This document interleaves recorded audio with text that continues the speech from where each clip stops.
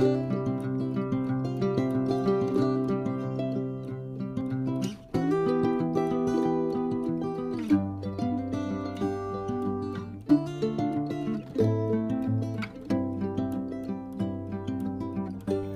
তোমাদের দেখাবো আমি আমার জন্মদিনের ইলিশ বিরিয়ানিটা কিভাবে বানিয়েছি আর তার জন্য কতটা পরিমাণ কি কি জিনিস নিয়েছি। ইলিশ বিরিয়ানি বানাতে প্রথমেই নিয়ে নিয়েছি 5 পিস ইলিশ মাছ, সঙ্গে 250 গ্রাম টক দই, 2টো বড় সাইজের পেঁয়াজ বাটা, 1.5 ইঞ্চি সাইজের একটা আদা বাটা, একটা গোটা রসুন আর 3টে বড় সাইজের পেঁয়াজ বেরেস্তা করা। সঙ্গে নিয়েছি কিছু গুঁড়ো মশলা, হলুদ গুঁড়ো, নুন, ধনে জিরে গুঁড়ো আর কাশ্মীরি রেড মির্চ পাউডার। মাছটা ম্যারিনেট করবার জন্য একটা মিক্সিং বোলে নিয়ে নিলাম দই। দইটাকে ভালো করে ফেটিয়ে নিলাম।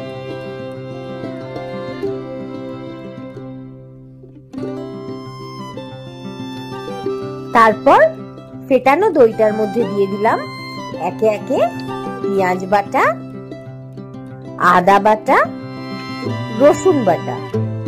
তারপর সবকটি ইনগ্রেডিয়েন্টসকে ভালো করে একটা চামচের সাহায্যে মিক্স করে নিলাম।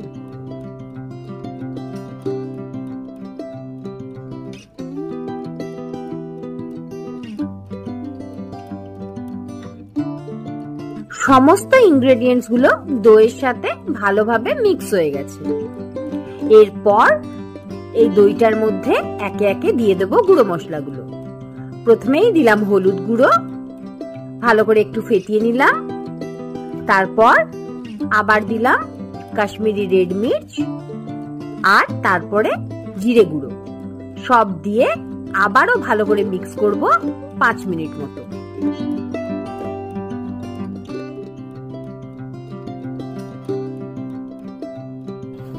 এই গুঁড়ো মশলাগুলোর সাথে আরো দিয়েছিলাম ধনে গুঁড়ো আর বেশ অনেকটা পরিমাণ বিরিয়ানি পাউডার।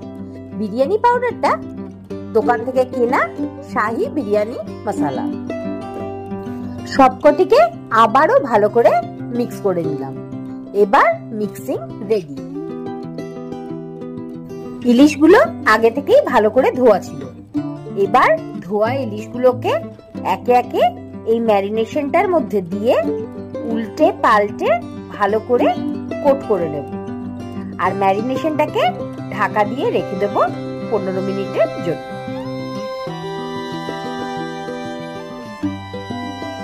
একটা হেভি বটম প্যান বসালাম ইন্ডাকশনের উপর।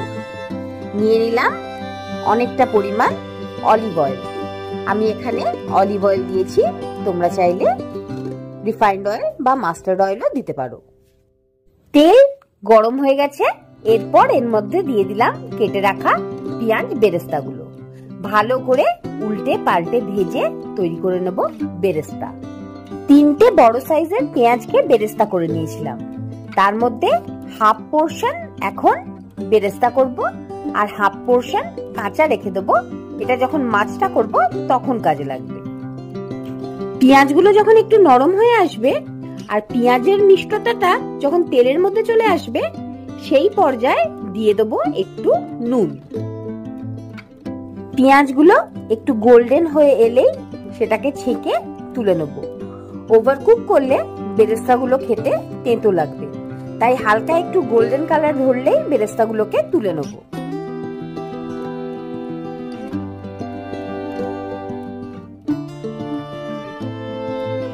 এবার বাকি হাফ পোর্শন পেঁয়াজটা তেলের মধ্যে দিয়ে দেবো।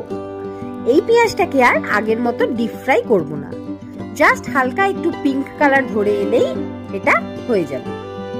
পেঁয়াজটা একটু পিঙ্ক হয়ে এলে এর মধ্যে দিয়ে দেবো আগে থেকে বেটে রাখা একটুখানি আদা বাটা আর ভালো করে এটাকেও কষিয়ে নেব যতক্ষণ না আদার কাঁচা গন্ধটা চলে যায়। আদাটা বেশ ভাজা ভাজা হয়ে এসছে আর আদার কাঁচা গন্ধটাও চলে গেছে। আমি মাছগুলোকে প্রায় আধ ঘন্টা মতো ম্যারিনেশনে রেখেছিলাম। তোমরা চাইলে 15 মিনিটও রাখতে পারো। খুব আলতো হাতে ম্যারিনেট করা মাছগুলোকে আস্তে আস্তে এই পেঁয়াজটার উপর রেখে দেবো আর ঢাকা দিয়ে কুক করতে থাকবো। ইলিশ মাছ খুব নরম মাছ, তাই খুব একটা ফ্রাই করব না। বেঁচে থাকা ম্যারিনেশনটাও ইলিশ মাছগুলোর উপরে আলতো হাতে দিয়ে দেবো। তারপর ঢাকা দিয়ে দেবো। শুধু মাঝে খুলে খুলে চেক করতে থাকবো যাতে তলা না ধরে যায়। ঢাকা দিয়ে কুক করব প্রায় 5 থেকে 7 মিনিট। তারপর এক একটা পিঠ উল্টে আবার অন্য দিকটা কুক করব 5 থেকে 7 মিনিট। মাছের এক সাইডটা হয়ে গেছে, আলতো হাতে মাছগুলোকে উল্টে দেবো। অপর সাইডটাও একইভাবে ঢাকা দিয়ে দিয়ে কুক করে নেব 5 মিনিট করে।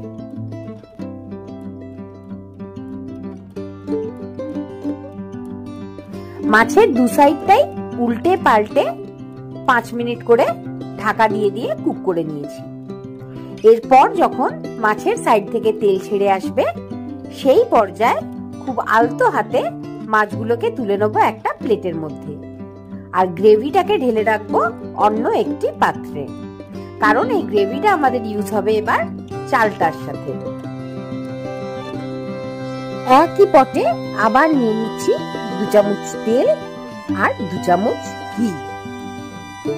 ঘি গরম হয়ে গেলে তার মধ্যে দিয়ে দিচ্ছি 3টে তেজপাতা, 2টো বড় এলাচ, 3টে ছোট এলাচ, কিছুটা গোলমরিচ, লবঙ্গ আর 1.5 ইঞ্চি মতো দারচিনি। এরপর ভালো করে সেগুলোকে নাড়িয়ে নেব। হালকা একটু নাড়িয়ে নিয়ে দেব জয়িত্রী আর জায়ফলটাকে একটু কিচেন কুইনের সাহায্যে ঘষে দেব, তাতে অ্যারোমাটা আরো সুন্দর আসবে। এরপর নাড়াচাড়া করতে থাকবো যতক্ষণ না মশলাটা একটা সুন্দর অ্যারোমা ছাড়ে। এখানে আমি নিয়েছি 750 লং গ্রেন বাসমতি রাইস। চালটাকে আগে থেকে ভালো করে ধুয়ে জল ঝরিয়ে রাখতে দিয়েছিলাম, এতে চালটা খুব বেশি ঝরঝরে হয়। স্পাইসগুলো অ্যারোমা ছাড়তে শুরু করেছে। এই পর্যায়ে আমি দিয়ে দেব চালটা আর চালটাকে ভাজতে থাকবো যতক্ষণ না চালটার রংটা চেঞ্জ হয়ে সাদা সাদা হয়ে আসে।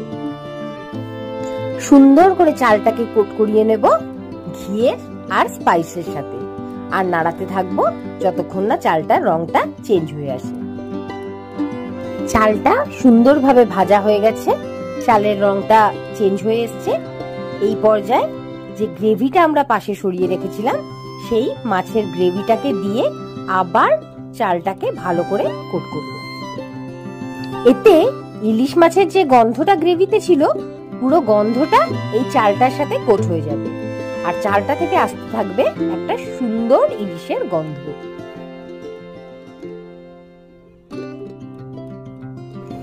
ঘি, চাল, মশলা, গ্রেভি সব যখন মিলেমিশে একেবারে একাকার হয়ে যাবে আর বিরিয়ানির গন্ধে ঘর মোমো করবে, সেই পর্যায়ে আমরা দেব জল। এখানেই সব টিপস এন্ড ট্রিক্স। জলটাই মেন, যেটা বিরিয়ানিটাকে করবে ঝরঝরে। আমি এখানে আমার কাপ হিসাবে 4 কাপ চাল নিয়েছিলাম, সেই হিসেবে জল দিতে হবে 8 কাপ। চাল আর জলের রেশিওটা একদম পারফেক্ট হতে হবে, তবেই হবে বিরিয়ানি ঝরঝরে। এই ক্ষেত্রে বলে রাখি আরো একটা টিপস, তোমরা যদি বিরিয়ানিটাকে রিচ করতে চাও, সেই ক্ষেত্রে তোমরা 1 কাপ জলের বদলে দিতে পারো 1 কাপ দুধ। কিন্তু আমি বিরিয়ানিটাকে রিচ করব না, ইলিশের গন্ধটা যাতে পুরোপুরি ভাবে বিরিয়ানিতে পাওয়া যায়, তাই জন্য আমি এটাকে যতটা পারবো সিম্পলি রাখবো। দিয়ে দিলাম স্বাদ মতো একটু চিনি। ঢাকা দিয়ে চালটাকে কুক করে নিয়েছি প্রায় 90% মতো। একটু একটু এখনো জল আছে চালে। এই পর্যায়ে আমরা নুন মিষ্টি সব চেক করে নেব। তারপর আবার ঢাকা দিয়ে কুক করব আরো 5 মিনিট মতো। ঢাকা দিয়ে আরো 5 মিনিট কুক করে নিয়েছি। তারপর একে একে আলতো হাতে ইলিশগুলোকে বসিয়ে দিচ্ছি বিরিয়ানিটার উপরে।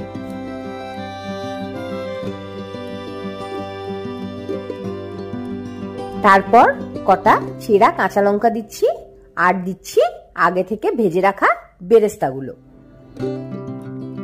এবার বিরিয়ানিটা শেষ পর্যায়ে, তাই সুন্দর করে আগে সাজিয়ে নিলাম বিরিয়ানিটা। এবার বিরিয়ানিটার উপর দিয়ে দিচ্ছি অল্প একটু ঘি।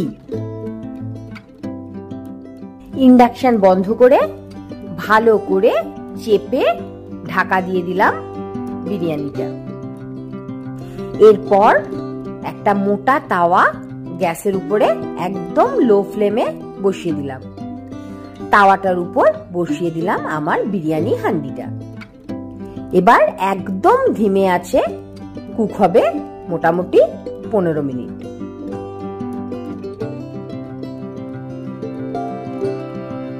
মাঝে একবার হালকা করে ঢাকাটা খুলে মাছগুলোকে পাল্টে দিলাম উল্টো সাইডে। আবার ভালো করে ঢাকা দিয়ে দম দিলাম মোটামুটি আরো 10 মিনিট। 15-20 মিনিট দম দেওয়ার পর গ্যাসটাকে বন্ধ করে ঢাকনা চাপা দিয়ে রেখে দিলাম আরো 20 মিনিট। 20 মিনিট পর বিরিয়ানির ঢাকা খুলে একদম সোজা গরম গরম প্লেটে সার্ভ। তোমরাও একবার এইভাবে ইলিশ বিরিয়ানি করে দেখো। আর হ্যাঁ, আমাকে নিশ্চয়ই জানাবে বিরিয়ানিটা কেমন হয়েছে।